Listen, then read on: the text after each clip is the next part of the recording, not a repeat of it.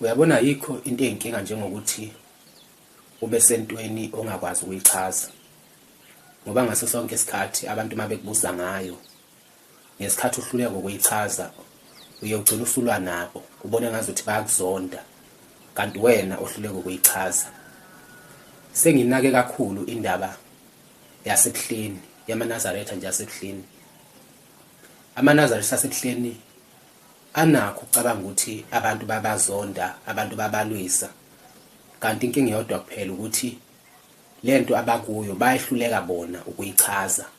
Uma umuntu esehlala phansi nabo phansi ngempela esebabuzisisa, behluleka ukuchaza, begcine sebethi hayi ngoba nakho nisizonda, ngoba nakho nizonda lento yethu. Besho zonke lezo zinto lezo.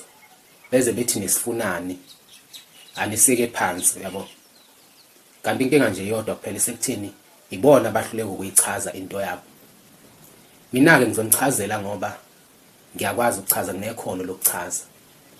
Uyabona amaNazaretha asebuhleni anonkulunkulu wawo, uNkulunkulu wawo unyazi kuphela, futhi awanawo omunye uNkulunkulu. uNkulunkulu onguJehova akusiye uNkulunkulu wamaNazaretha asebuhleni. Mhlambe ngaba uNkulunkulu wamanye amaNazaretha, ngoba amaNazaretha phela maningi ahlukahlukene, kodwa akusiye uNkulunkulu wamaNazaretha asebuhleni.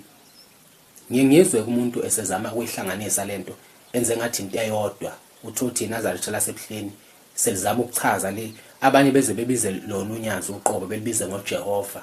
Omunye ezithi hayi uJehova phela ngoba wangena umoya kaJehova. Yabona nje vele echaza impudane, uzwe nawe ukuthi lento ayichazayo impudane leyo kugcina nci.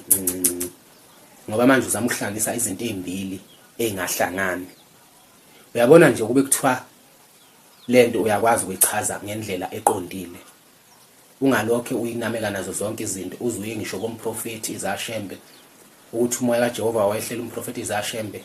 Akusekuyiso leso sikhathi, leyo nto leyo yenzeka yadlula, sekwashintsha njengamanje. AmaNazaretha asahlukana, kwakhona amaNazaretha akhonza uJehova, kwakhona amaNazaretha anonkulunkulu wawo.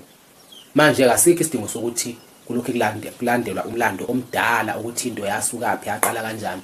Lento icacile nje, iqondile. Ebuhleni uNkulunkulu wakhona unyazi kuphela.